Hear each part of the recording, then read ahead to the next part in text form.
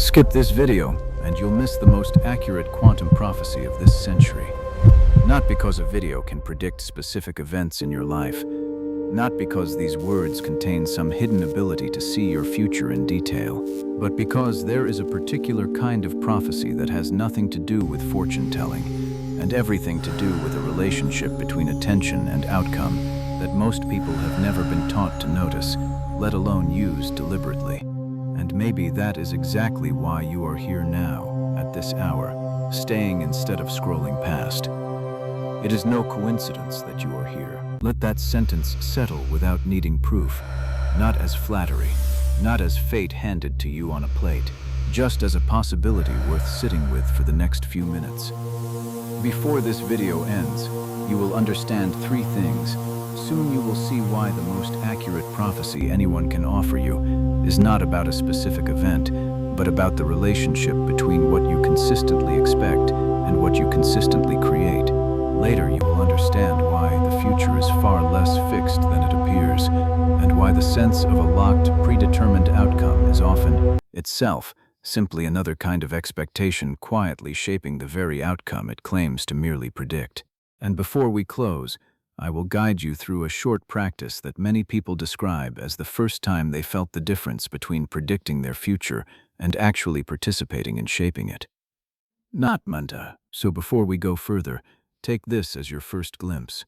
If any part of this message is already landing somewhere true in you, subscribe to this channel now.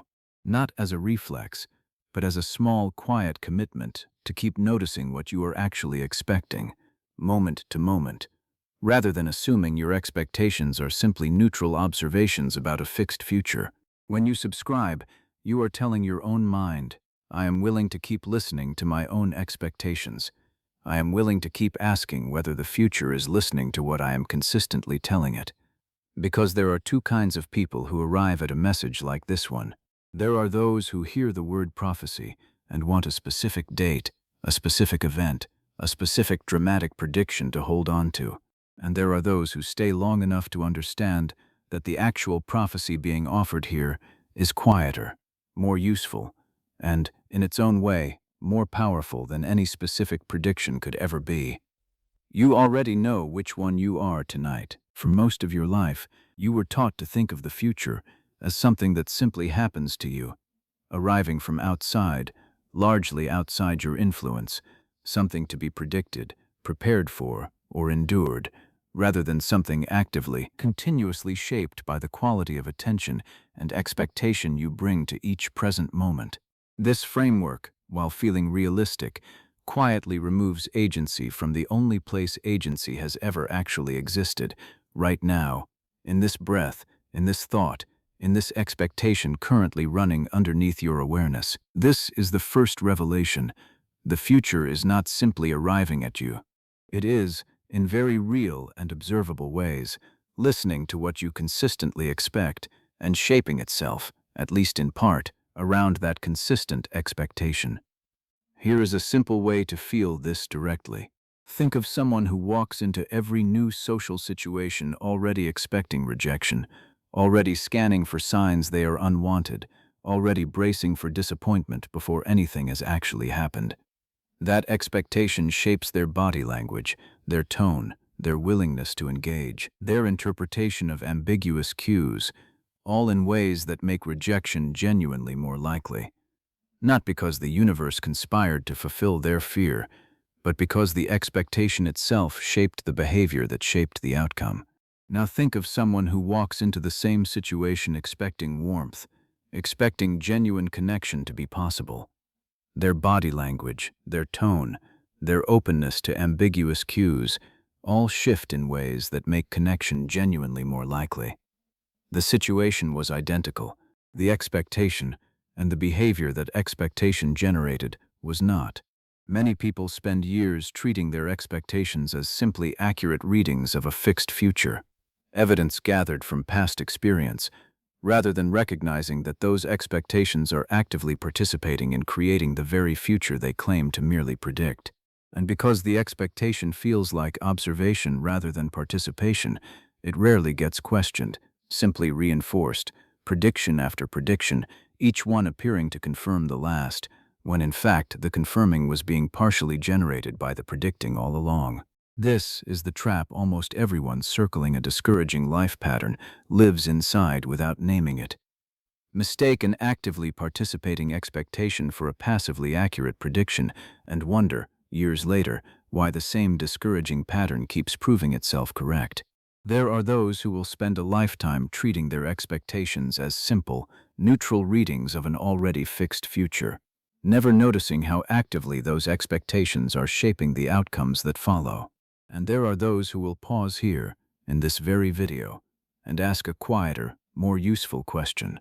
What if my consistent expectations are not simply predicting my future, but actively participating in creating it? And what if I began, deliberately, to notice which expectations I am currently running? Not a promise, not a guarantee of a specific outcome by a specific date, but an invitation, testable starting right now. When you've listened carefully, because this is where the title becomes more than a title.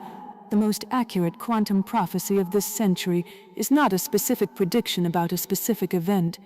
It is a far more useful, far more universal observation that whatever you consistently, quietly expect tends to shape, in real and observable ways, what you actually go on to create, notice, and experience. The future is not fixed. It is listening to you right now. Let that sentence rest here for a moment, the way a single note rests before the next one arrives. Not as a claim that literal thoughts control literal external reality through some magical mechanism, but as a precise, testable observation about the very real relationship between expectation, behavior, and outcome. This is not mysticism divorced from mechanism. It is psychology, physiology, and behavior working together in ways that are genuinely observable, even if the underlying process feels, from the inside, like something closer to prophecy. Here is the quiet loop most people circling a discouraging pattern live inside, without ever naming it. An early disappointment generates an expectation that disappointment is simply what tends to happen. That expectation shapes behavior in small, often unconscious ways. Less effort invested because the outcome already feels predetermined. Less risk taken because risk feels pointless against a fixed script. Less openness offered because openness feels foolish in the face of expected letdown. That altered behavior produces outcomes that resemble the original disappointment, and the person concludes their prophecy was accurate, when the expectation itself, quietly, had been shaping the very outcome it claimed to merely foresee. There are those who will hear this and feel a flicker of defensiveness, as if being told their expectations shape outcomes is being told their real disappointments were somehow imagined or self-inflicted. They were not imagined. Real hardship, real rejection, real disappointment genuinely happen, shaped by countless factors entirely outside any individual's expectation or control.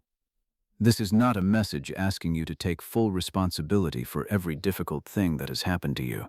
This is a message asking a more precise, more useful question underneath all of that.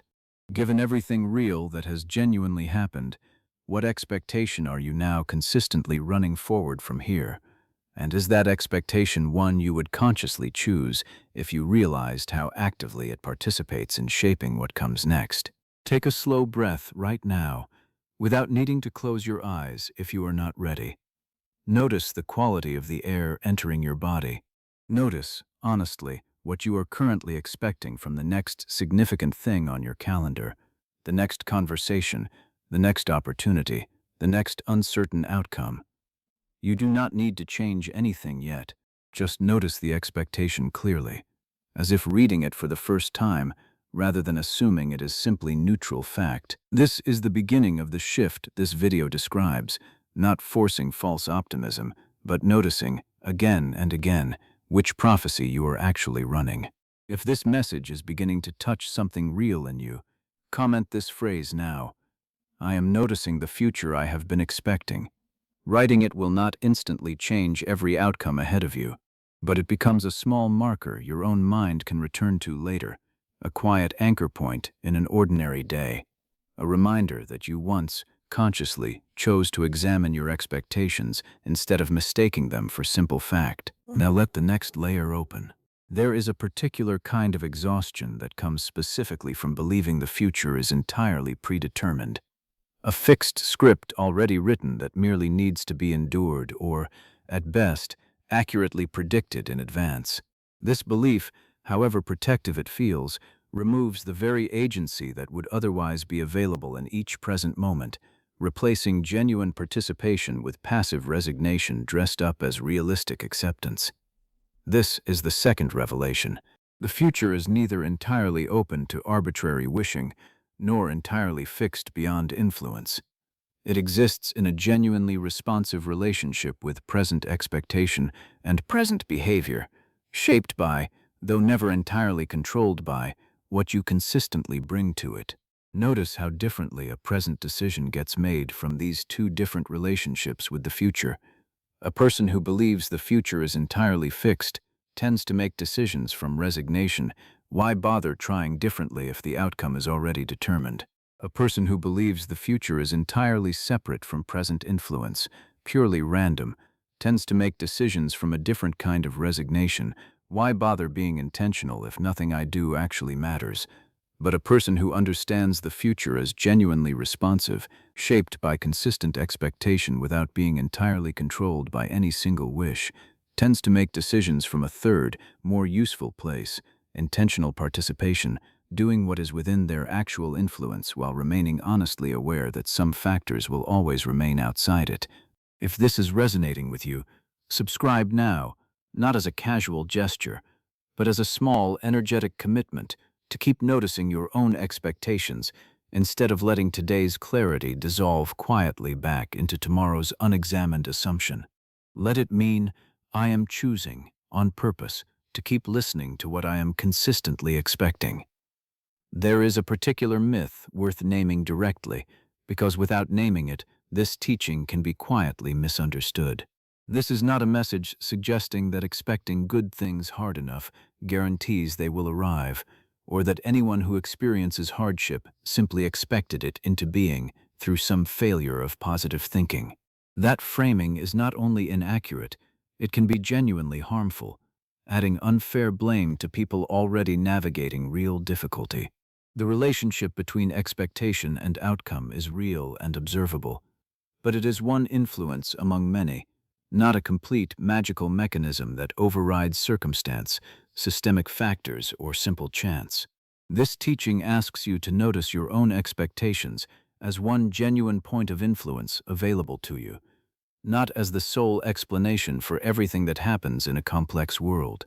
It is worth naming, too, the difference between genuinely open expectation and simply forcing a scripted positive outcome onto every uncertain situation, regardless of the actual evidence available.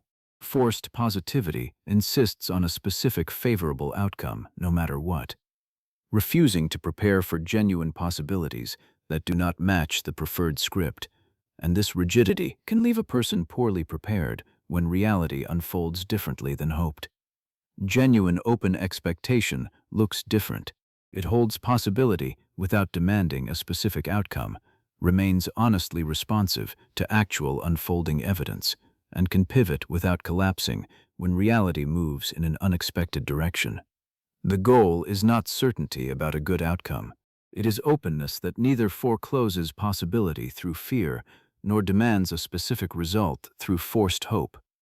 Consider, too, how this shows up in something as ordinary as how you speak about your own future out loud, to friends, to family, to yourself in quiet, unguarded moments.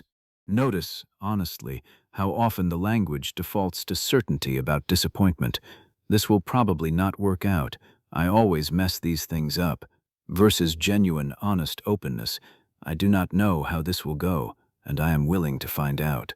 That small linguistic habit, repeated across thousands of ordinary conversations over years, is itself a form of consistent expectation, quietly training both your own nervous system and the behavior of people around you toward the outcome being verbally rehearsed. Here is something worth sitting with honestly. Many people secretly resist examining their expectations, even while wanting a different future, because a familiar, predicted outcome, however discouraging, still feels safer than the genuine uncertainty of not knowing what to expect at all. If you have spent years bracing for a particular kind of disappointment, a version of you who genuinely does not know what to expect can feel strangely vulnerable, even destabilizing, even though it is closer to how the future actually works. This is not weakness. It is simply a nervous system trusting a familiar prediction over an unfamiliar openness. If this describes something in you, you are not failing at this shift. You are standing right at its edge, which is exactly where this practice is designed to meet you.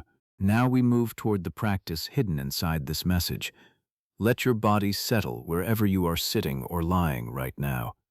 You do not need silence around you, only a small amount of willingness inside you. Soften your gaze, or let your eyes close if that feels right. Let your next breath arrive a little slower than the one before it, not forced, simply unhurried. Feel the weight of your body being held by whatever is beneath it, the chair, the floor, the surface that has been holding you this entire time, without asking anything in return. You are not trying to force a specific prediction into being. You are simply noticing, honestly, which expectation you are currently carrying forward. As you breathe, bring to mind, gently, one upcoming moment you have some uncertainty about, a conversation, a decision, an outcome not yet determined. Notice, without judgment, what you are currently, honestly expecting from it. Inhale, and silently ask, is this expectation something I am consciously choosing, or something simply running on old autopilot? Exhale, and allow whatever honest answer arises without needing to force a different expectation immediately. Inhale, notice the expectation. Exhale, allow the noticing.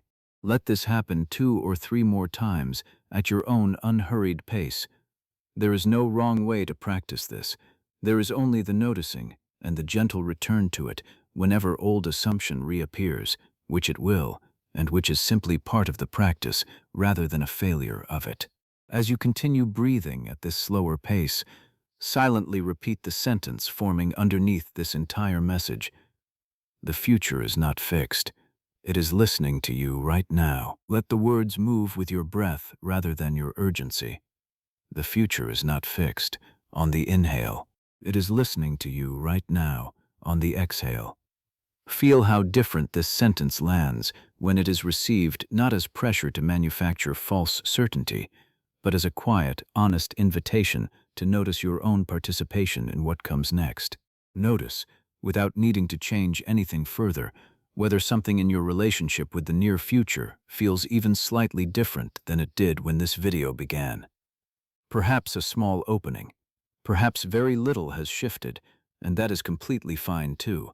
This practice is not measured by a single dramatic breakthrough. It is measured the way any genuine shift in expectation is actually built, through quiet, unglamorous repetition, returning again and again to conscious noticing rather than unexamined assumption. Let this small practice become something you can return to without needing a video to guide you through it again. One upcoming uncertainty, one breath, one quiet sentence, timed to the rhythm of your own body. The future is not fixed. It is listening to you right now. This costs nothing, requires no special setting, and can be practiced before any moment carrying genuine uncertainty, a conversation, a decision, an unknown outcome. The people who genuinely experience a different, more open relationship with their future over time are rarely the ones who forced a single dramatic prediction to come true through sheer will. They are the ones who returned to a small practice like this one, quietly, imperfectly, hundreds of times, until noticing their own expectations stopped feeling like extra effort and started feeling like honest participation. Now, gently bring your attention back to the room around you, to the sound of your own presence here, to the simple fact that you stayed through this entire message when a dozen easier distractions were only a swipe away. That choice to stay is itself a small act of the very participation this video has been describing. Let us gather what this message has offered you. The recognition that the future is not simply arriving at you, but is, in real and observable ways, shaped by the expectations you consistently carry into it. The understanding that an expectation mistaken for neutral prediction quietly participates in creating the very outcome it claims to merely foresee. The distinction between forced positivity that demands a specific script and genuine open expectation that remains honestly responsive to actual unfolding evidence. The honesty that this relationship between expectation and outcome is real but partial, one genuine influence among many, not a magical override of circumstance or chance. And the practice, simple enough to repeat daily, of one breath, one noticed expectation, one quiet sentence that can guide you back whenever unexamined assumption returns. The future is not fixed. It is listening to you right now. If this message reached you at the right moment, like this video now, not for an algorithm, but as a way of sealing this recognition in your own field of attention. Subscribe if you have not yet, because the next transmission will go deeper into what happens once this conscious participation becomes familiar. How decisions begin to shift once old, fixed future thinking softens, and why the people who eventually experience genuine change are rarely the ones who tried to predict their way there. Share this with someone who has been quietly bracing for the same disappointing outcome over and over. Someone who needs to hear that their expectations have been participating in the story this entire time, and that participation can shift. You are not simply predicting a fixed future. You are not powerless in the face of what comes next. You are not required to keep running an old expectation simply because it has felt accurate before. The future is not fixed. It is listening to you right now. And perhaps the most accurate quantum prophecy of this century is not a specific event waiting somewhere ahead of you, not a fortune reserved for someone else to foresee, but the quiet, repeatable moment happening in you right now, the moment you notice which expectation you have been consistently offering the future. And remember that a different one is available to offer instead.